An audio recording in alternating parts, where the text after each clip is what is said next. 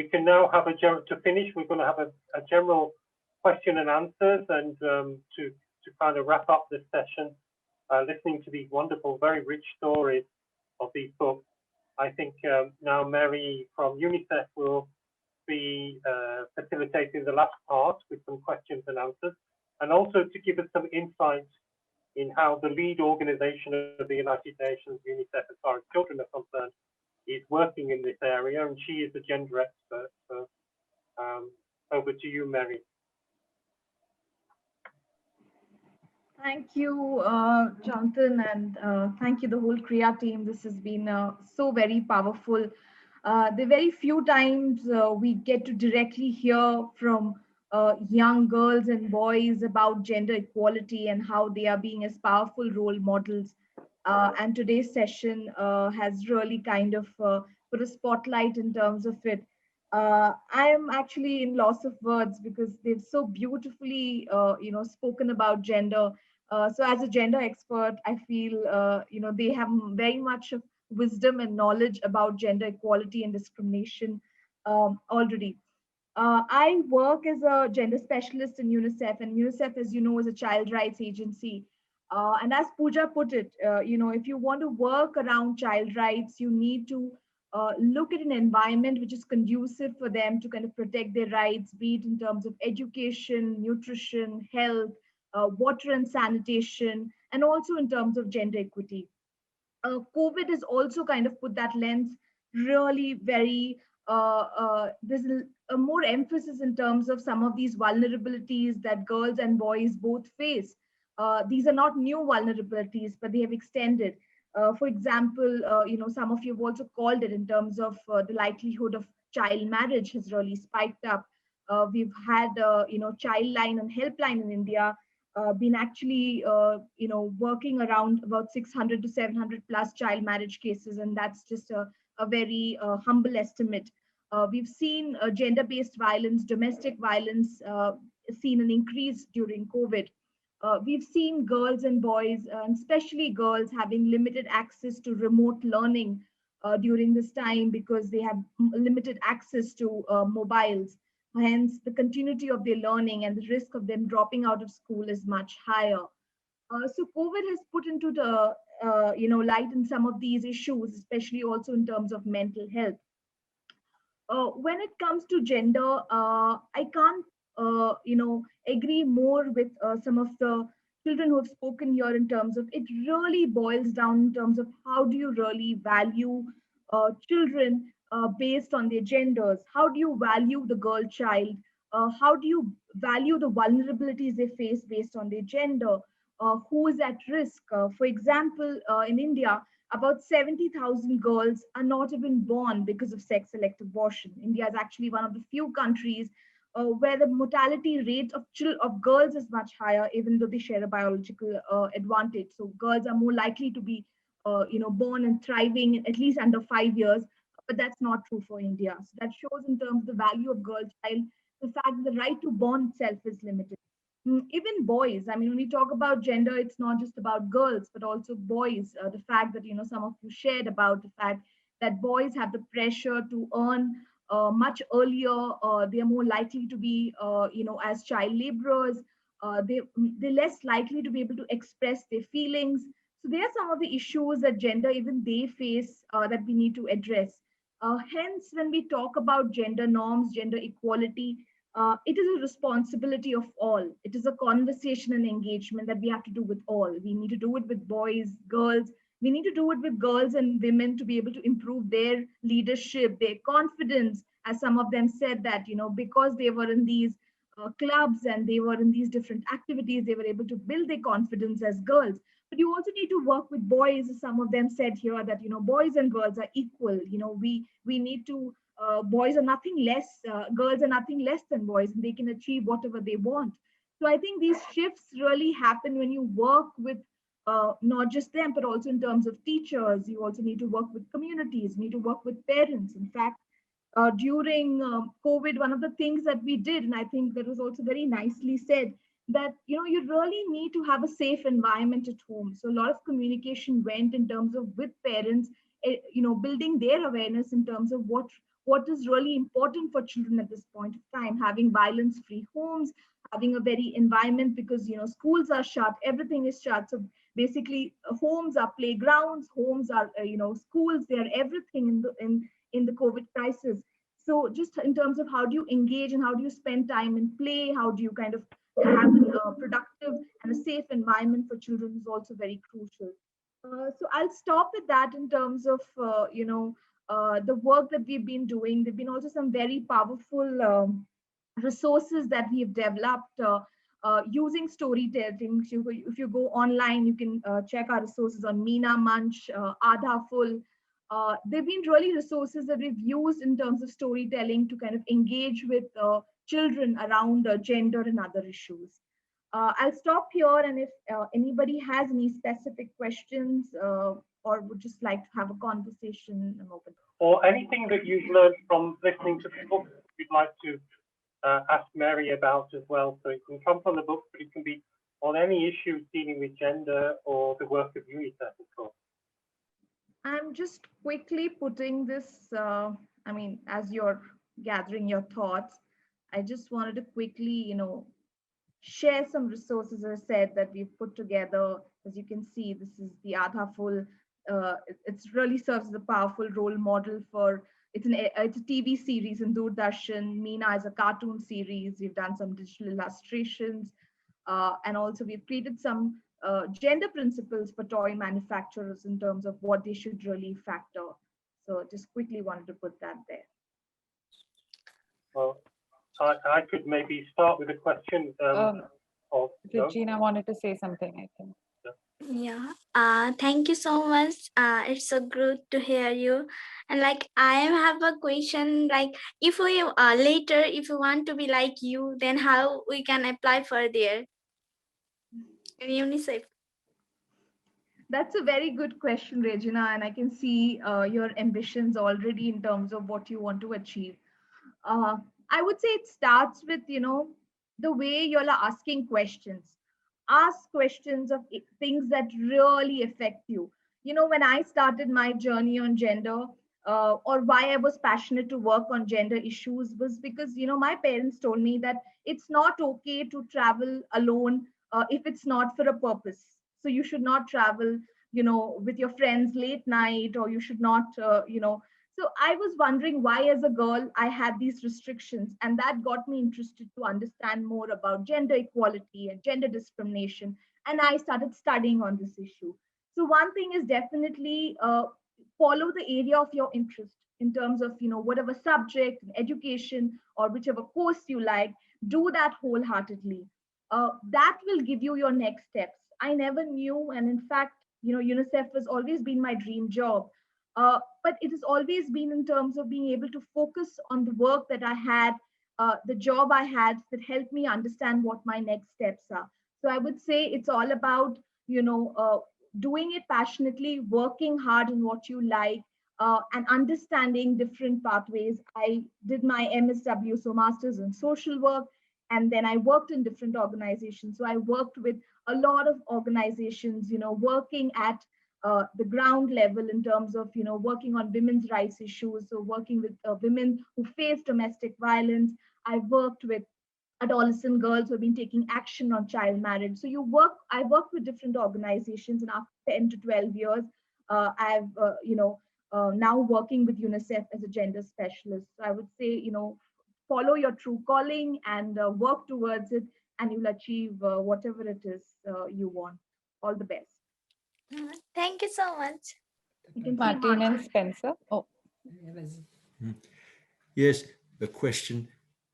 In the film industry and the television industry, is there a fight going on for changing stereotypes and attitudes of parents to their kids, etc.? Yeah. So, Martin, I think, that's something we've also been engaging with in UNICEF in terms of working with, say, broadcast agencies in terms of what are some of the gender norms that, they should be a little more mindful of. So one way we've done that is we've worked with broadcast agencies and with these content developers, orienting them about some of these gender inequalities, the unconscious bias they might have about gender norms. For example, in a lot of ads, you see that women are shown doing cooking or in the kitchen while men are in offices. So how do you really change some of these gender roles, these gender representations? How do you use media, films to be able to kind of challenge this is something we've been working with. Recently, UNICEF did a study, and we found that though in Indian ads, we see a lot of women representation, but you don't see a lot of girls being represented. So just in terms of when you see young girls from 0 to 6 years, they're hardly there. So it's all usually a boy who's shown as a child in ads. Also, even if though women are represented, they are in a very young age group. They're shown in domesticated roles. They're not shown in leadership positions. So to be able to challenge this is actually a very long road. We start with first in terms of building evidence and working with the Advertising Association, working with broadcast agencies, building their capacities, helping them have guidelines in place for their content developers. And then kind of, and I'm sure it's not just UNICEF, but there are a lot of other organizations working with the industry around this. The pace is slow, but you do see a lot of films in India that have really kind of challenged this. If you see the Great India Kitchen, it's a Malayalam movie. There are many more gender progressive movies in India that have kind of really challenged some of the gender stereotypes. Similarly, a lot of ads that have been much more progressive. So I would say it's a slow, but I think there's been some progress that civil society has done on this. And I would also add that, the attempt that we did with Aadha Full, one of the, in the slides that I showed you, was also to have that, because you see very limited young adolescent role models like the way we see here. We don't see them in films, or we don't see them in TV series. So just to be able to kind of promote a lot of positive women and young girls role models, taking action in their day-to-day lives is also very important. So we've also tried to have those templates. I'd like to welcome Angela, who's with us. And I don't know, Angela, whether you'd like to, you've joined in a little bit towards the end, and she's from Miami and Latin America. Maybe you have anything to share with us. I know you have a lot of thoughts about gender. Do you have any questions for Mary? Yeah, one of my questions, and I missed the first part of the webinar regarding storytelling, is how can you encourage children to tell their stories, keeping their dignity and not exposing to something that might be hurtful for them, but they are very spontaneous in telling their stories, and depending on the age too. How can you encourage them to tell those stories? Yeah. So Angela, I think one way we've definitely done is that we try to create a lot of safe spaces for children to come together, so that you sustain this in terms of them having that space to express themselves, to share their stories, share their experiences, share a lot of their problems also. To be able to have that safe space is very important. So that's one thing that we've done.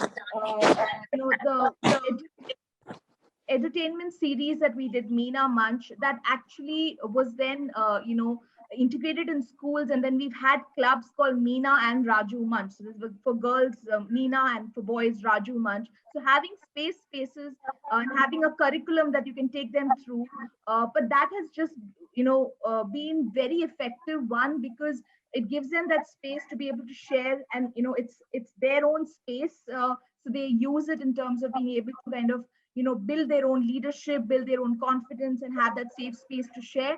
But it also allows them to take action on a lot of issues. We've heard from these clubs where young girls and boys have taken action against child marriage, against harassment that they faced in schools. So they've really contributed to making them as very powerful role models, as we've heard today from these young girls and boys, is how being in these spaces has been very effective for them. So I think one bit is definitely around that. Also, what we do is that we amplify a lot of their stories on social media, and making sure that it's their own voice. You have Pooja from here, who's from Nine is Mine. It's a very powerful platform that UNICEF works very closely with in terms of having children-led voices, and their own take and perspective on a lot of social issues and what they feel needs to change.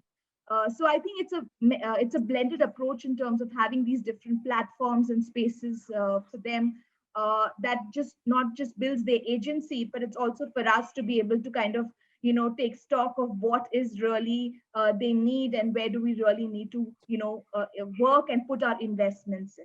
Thank you. Can you please share the platform that you just mentioned? Sure, it's Nine is Mine. So we have Pooja from here who's representing that.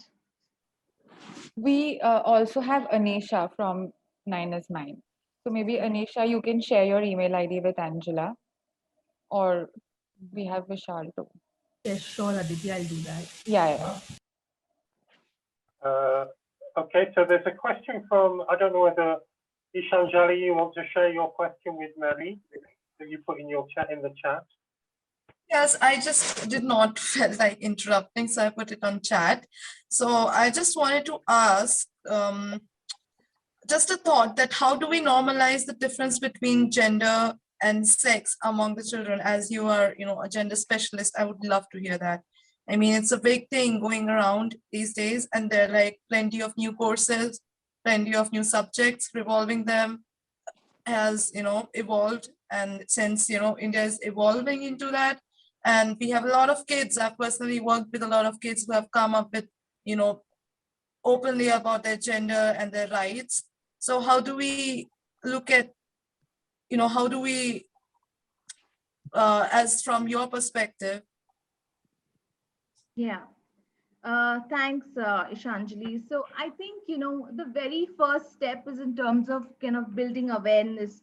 And this awareness is really from lived experiences. When we talk about, sex, it's the body we're really living in, and what we are in. When we talk about gender, it is about the roles. It's about, the fact, behavior, about what dress we would wear. It's all about these actions that really govern us. It's about these labels of girls, boys, men, and women that we are talking about.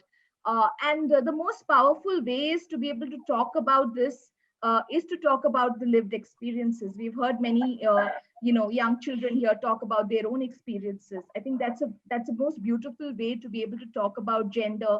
Having that dialogue also. We're also guilty of talking about gender in a very binary way of girls and boys alone. And when we know that there are many more diverse genders, and children identifying themselves as different genders, and that language is not that we usually talk about. I think also opening up spaces to understand the pronouns of how we talk about different genders, how they would be able like to identify themselves is important. But I think this conversation about gender equity has to happen in different spaces. It has to happen with children when they are young, as young as, when they are in schools, when they are in primary schools, because that's when they imbibe a lot of these gender roles, and that gets set. It is also with teachers, because teachers play an important role in imparting that some of those stereotypes or some of those norms on gender. So having their understanding and building their attitudes and practices around gender is equally important. You also need to work with communities. You need to work with men and boys. Lakshmi and I have been involved, in fact, to put together a positive masculinity toolkit. So in terms of, how do you engage with boys around gender issues which matter to them as well? So then they are able to understand why it is important to focus on gender equity. Why is it a win-win all for everyone? So I think you have to focus around gender across. It's an issue that even if you look at nutrition, if you look at education, if you look at policy level, it's everywhere. You need to be able to kind of work with different people.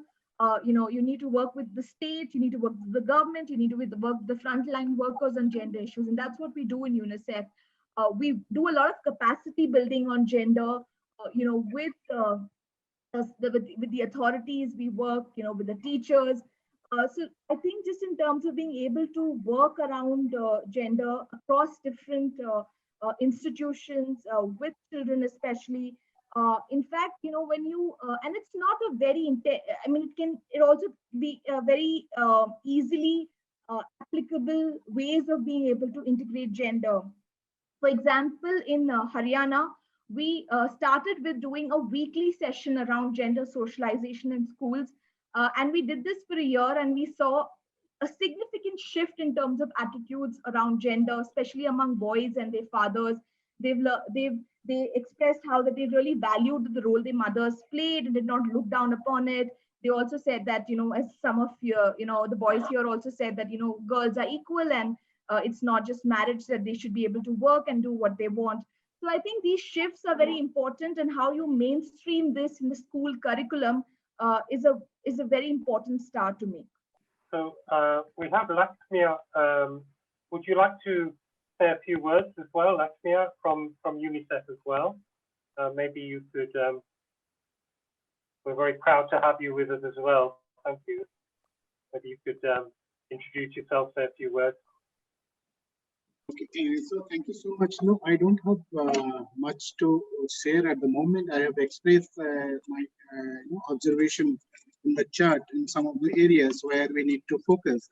So particularly when we, as an adult or facilitating agency or the rights-based, CSOs, playing this role of facilitator and bridging the gap between both rights holder and duty bearers, and particularly trying to address this whole unequal power relations between children and adults, we need to be careful in certain areas as far as child rights principle and programming is concerned.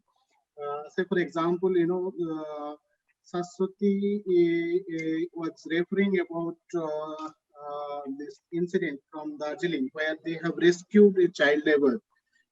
I strongly feel that there is a boundary which we need to define. Rescuing a child labor is an adult piece of work.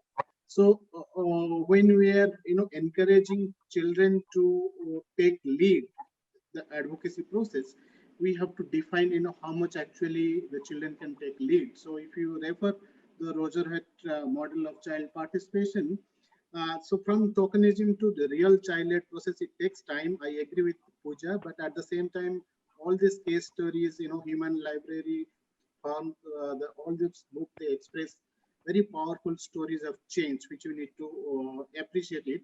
But at the same time, it's a lot of responsibility lies with our agency, facilitating agency, to truly follow the child rights principle and promote this whole concept of children's right to participation as mentioned under different article of UNCRC. Just to summarize in my statement, I would like to again reiterate that out of 54 articles, 29 articles in the UNCRC talks about child protection, some related to subject related to child protection. So how do we internalize each of the article and translate it in the action? It requires a lot of time to invest and develop. So all the best for your good work. So nothing much to add from my end. Thank you so much, Mr. Jonathan. Thank you. And thank you. We're very happy and honored that you've spent all this time with us. Thank you. Regina, you have something to say? Yes. I want to add a question. Last time, I heard about child marriage. Also, you attempt to stop. My question is for Mary Thomas P again. And I personally also attempt to stop the child marriage. Recently, the burning case is not the forcefully child marriage, but also that because of the social media and this generation, children are getting attached, and just they are just thinking about their married life, and they are planning to get married. So like that that case was happened in our locality, and I tried that to stop from my side with our school community, with police and all those community. I go there and I just stop that marriage formally to happen. But the real thing is whether that is stopped formally, but later on that girl just go secretly with that boy, they do informal marriage, because she was not ready to be alive without him. So I'm quite interested to know that how could we stop those marriages.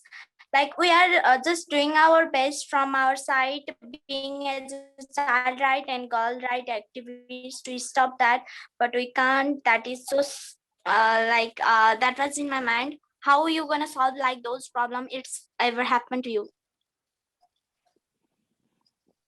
Thanks, Regina. That's a very important question that you've asked around how do you really prevent child marriages? And I think you've kind of really beautifully put it that, it's not just about the action of stopping it there and then you know that later on the girl will get married.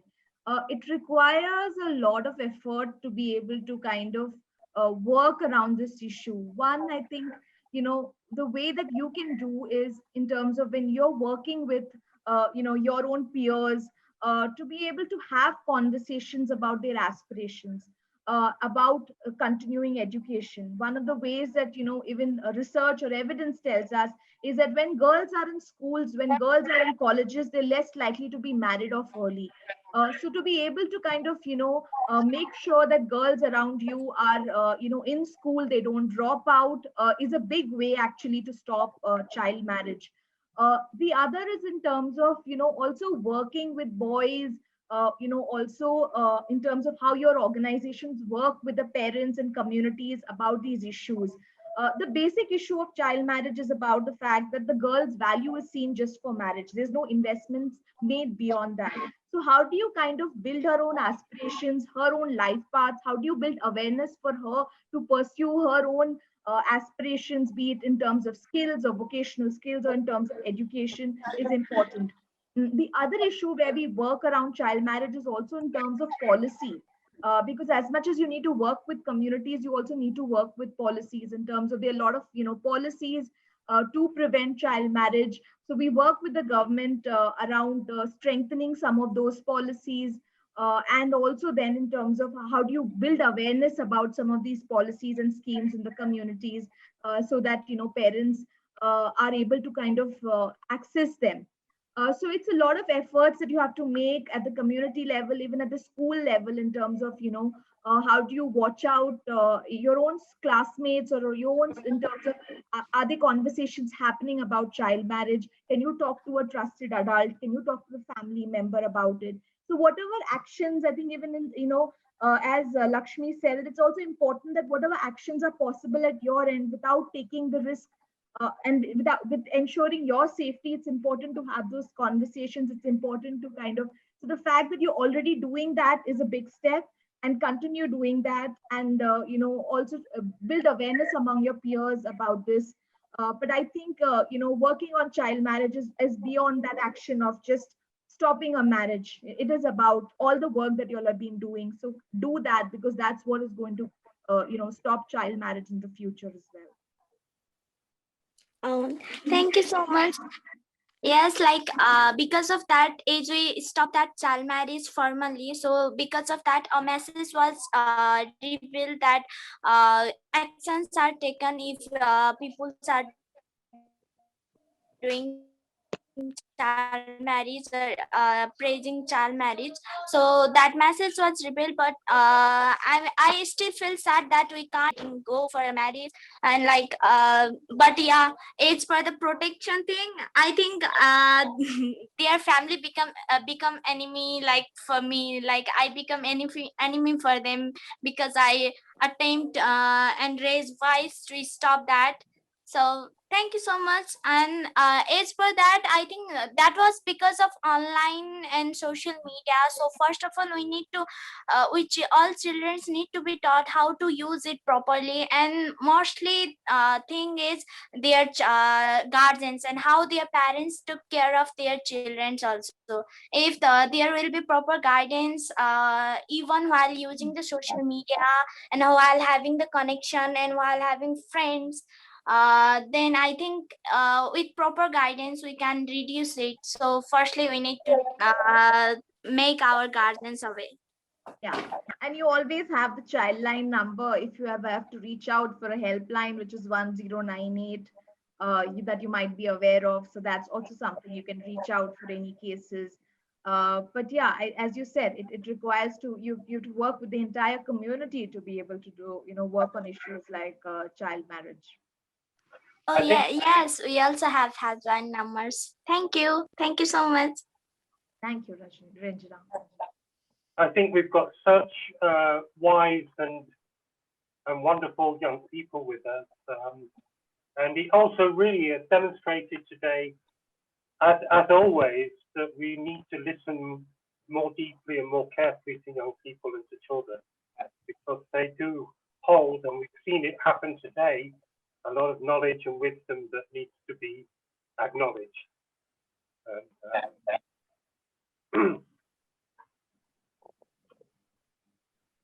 Okay. Well, does anybody have any, I guess, conclusive thoughts after listening to the books and to Mary talk about her work here in India?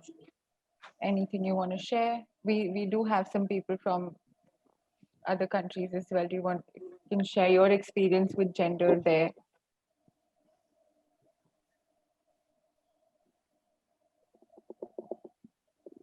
Before I guess anybody speaks, just wanted to give a shout out to our team who, I mean, of course, you've met Jonathan and I, but we also have Melis, Ishanjali, and Lorianne. Lorianne is not here right now today with us, but if Melis and Ishanjali, if you can both quickly show your face and say hi, would be amazing. Melis looks after the technical communication outreach. She looks after a lot of things. Sorry, I cannot show my face. I might drop out if I turn on my camera. I have internet issues. Hi, I'm Ishanjali. So good to see you all. So good to witness this. It's been an amazing session. And I coordinate with the kids here, the children, and work with our director Aditi in designing things like campaign, etc. And apart from CRIA, I'm a grassroots level activist for child rights and women rights in Delhi so far, and that's it. Thank you, Aditi. Okay, so if anybody wants to share their thoughts. Sushmita is sharing some helplines that they have in Nepal. They also have 1098 like India, 100 also, 104, 1145. You do it. No. I've already talked. Martin, did you have something to say? No, just thank you very much to each one of you. And it's all very interesting and moving. And as we live differently over here, so our heart is in India especially, and in those countries where you, Nepal, of course, Nepal. Yeah, where you have to live, solve all those questions.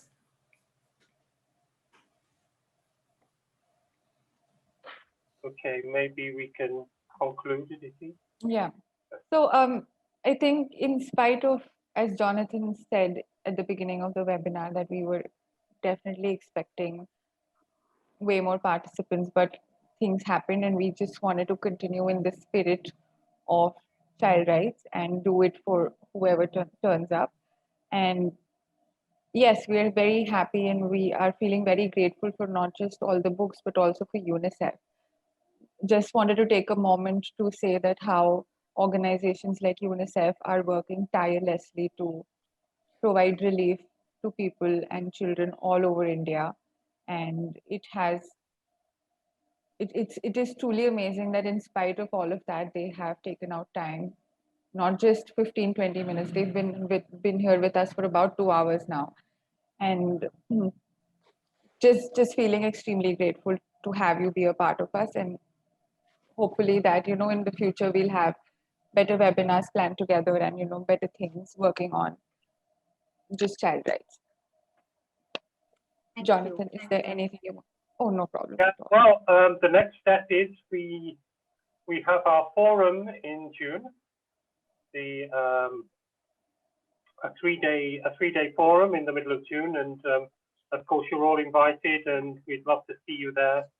And we very much would treasure UNICEF to be part of that too, if you can be, and to contribute whatever you can. We would be very honoured and grateful. And thank you for everybody, and for taking the time in these really difficult times. And let's keep the flame going. Child rights, we're all child rights warriors in this, around this Zoom at the moment, and we need to work hard to bring child rights into a reality, hence the name, Child Rights in Action. So thank you so much, and for myself and my French friends, it's time for lunch, I think, and for our Asian friends, it must be sort of getting on into the evening now. Time for chai. Yeah. Bon courage et bonne continuation. Thank you so much. Thank you. Have a good day. Thanks for your stories. Very precious.